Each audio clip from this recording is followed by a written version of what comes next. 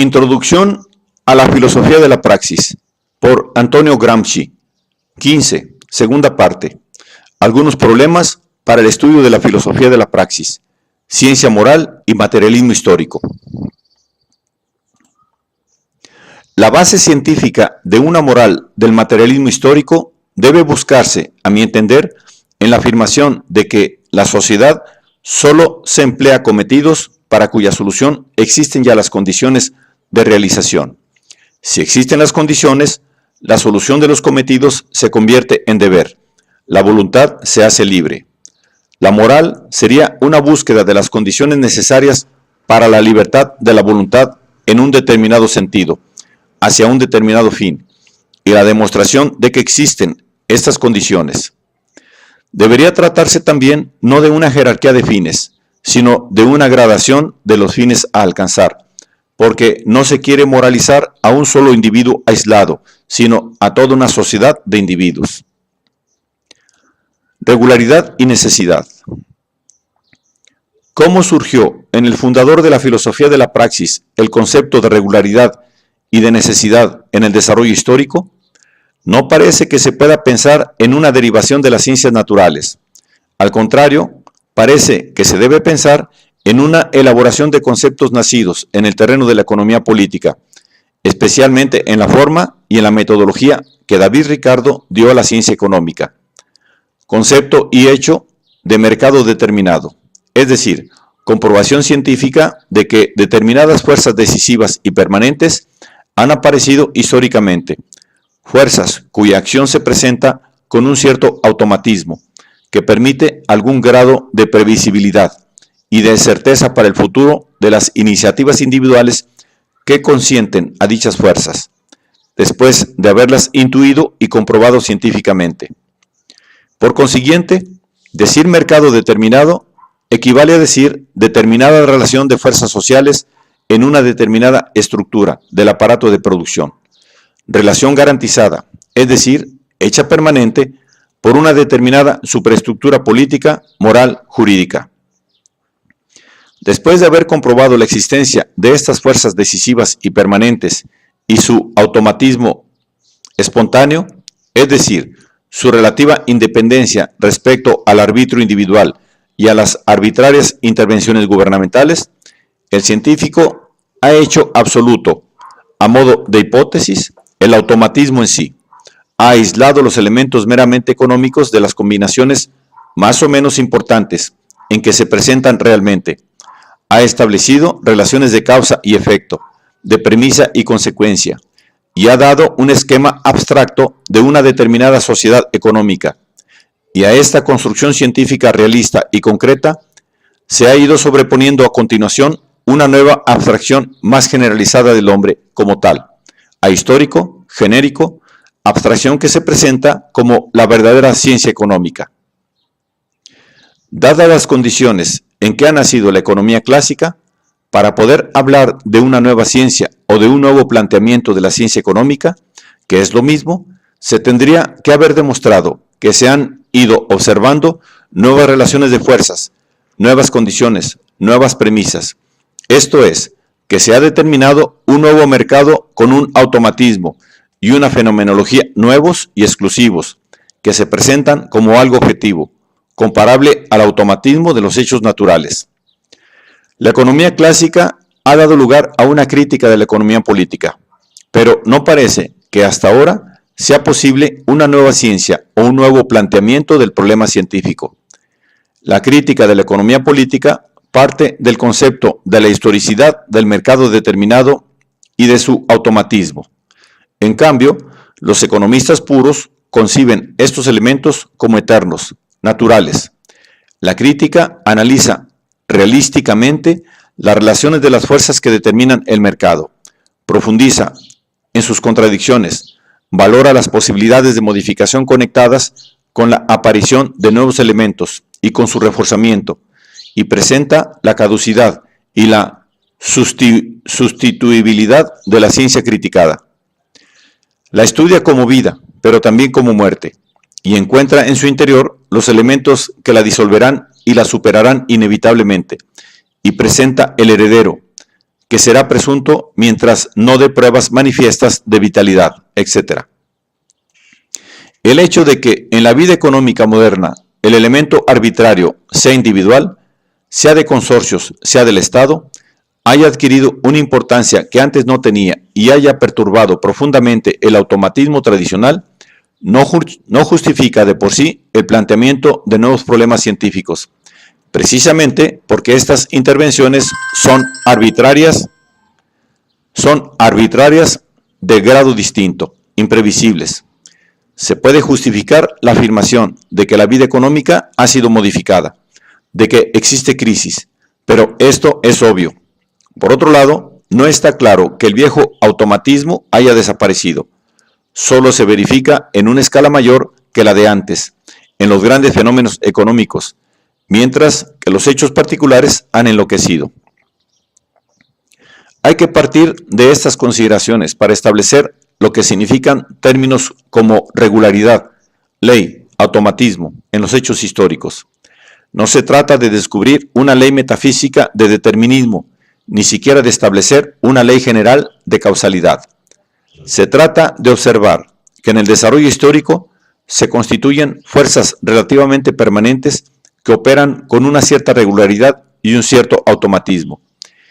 Ni siquiera se puede considerar como ley de los hechos históricos la ley de los grandes números, aunque sea muy útil como término de comparación. Para establecer el origen histórico de este elemento de la filosofía de la praxis, elemento que es nada menos su modo particular de concebir la inmanencia, habrá que estudiar el planteamiento de las leyes económicas hecho por David Ricardo. Se trata de ver que Ricardo no solo ha tenido importancia para la fundación de la filosofía de la praxis por el concepto del valor en economía, sino que ha tenido también importancia filosófica. Ha sugerido un modo de pensar y de intuir la vida y la historia. Parece que hay que identificar como uno de los puntos de partida, uno de los estímulos intelectuales de las experiencias filosóficas de los fundadores de la filosofía de la praxis, el método del dado que, de la premisa que da una cierta consecuencia. Habrá que ver si David Ricardo ha sido estudiado alguna vez desde ese punto de vista. Si se ve que el concepto de necesidad histórica se relaciona íntimamente con el de regularidad y de racionalidad,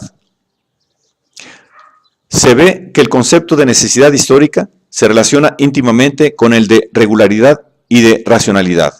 La necesidad en el sentido especulativo abstracto y en el sentido histórico concreto.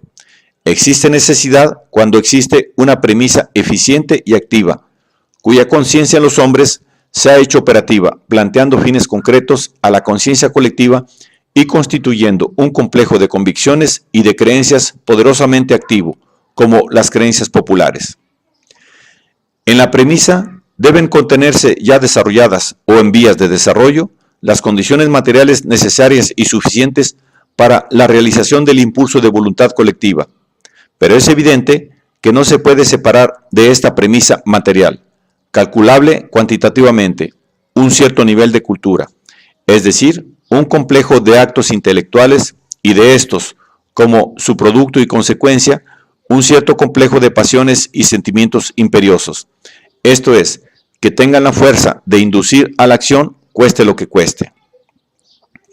Como se ha dicho, solo por esta vía se puede llegar a una concepción historicista y no especulativo abstracta de la racionalidad en la historia y por tanto de la irracionalidad. Conceptos de providencia y de fortuna en el sentido en que son utilizados especulativamente por los filósofos idealistas italianos y especialmente por Croce. Habrá que ver el libro de Croce sobre G.B. Vico, en el cual el concepto de providencia se traduce en términos especulativos y se inicia la interpretación idealista de la filosofía vickiana. Para el significado de fortuna en Maquiavelo debe verse Luigi Russo. Según Russo, el término fortuna tiene para Maquiavelo un doble significado, objetivo y subjetivo. La fortuna es la fuerza natural de las cosas, es decir, el nexo causal, la concurrencia propicia de los acontecimientos, la providencia de Vico, o bien es el poder trascendente de que hablaba la vieja doctrina medieval, es decir, Dios, y que para Maquiavelo no es más que la virtud misma del individuo, un poder que tiene la raíz en la propia voluntad del individuo. Como dice Rousseau, la virtud de Maquiavelo no es ya la virtud de los escolásticos, que tiene un carácter ético y cuya fuerza le viene del cielo. Tampoco es la de Tito Livio, que significa como máximo el valor militar. Es la virtud del hombre del Renacimiento, es decir, capacidad, aptitud, industriosidad, potencia individual, sensibilidad, olfato de las ocasiones y medida de las propias posibilidades. Rousseau fluctúa en la continuación de su análisis.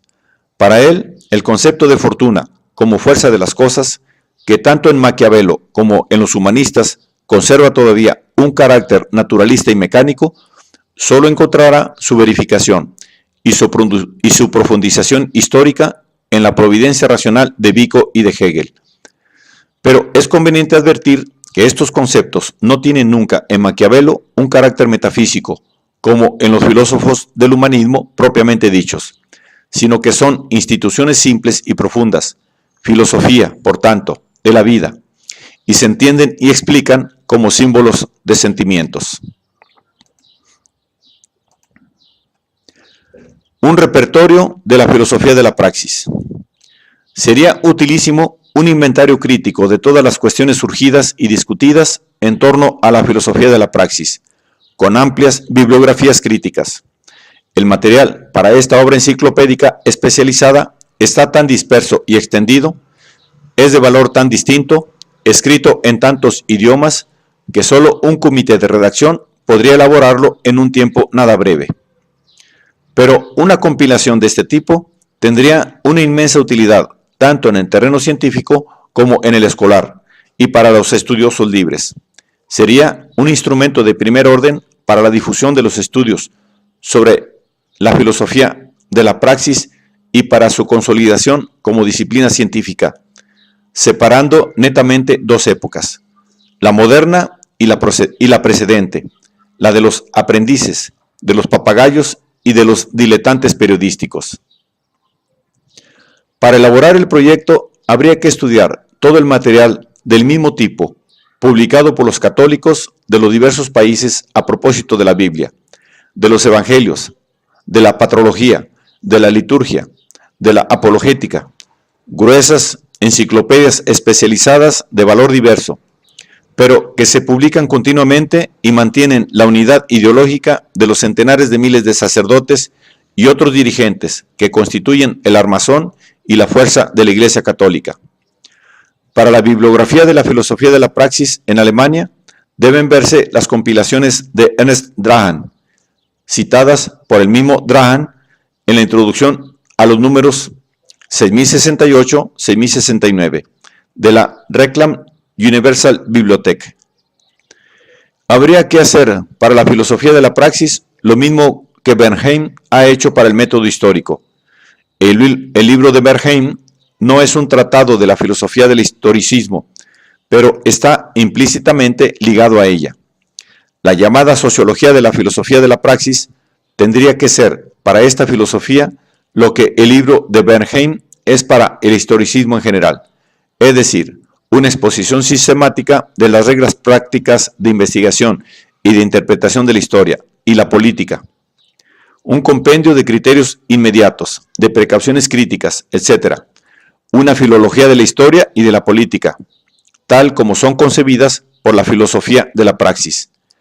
En algunos aspectos habría que someter algunas tendencias de la filosofía de la praxis, las más difundidas precisamente por su tosquedad, a la misma crítica, o tipo de crítica, a que el historicismo moderno ha sometido el viejo método histórico y la vieja filología, los cuales habían llevado a formas ingenuas de dogmatismo y sustituían la interpretación y la construcción teórica por la descripción exterior y la enumeración de las fuentes en bruto, a menudo acumuladas desordenada e incoherentemente.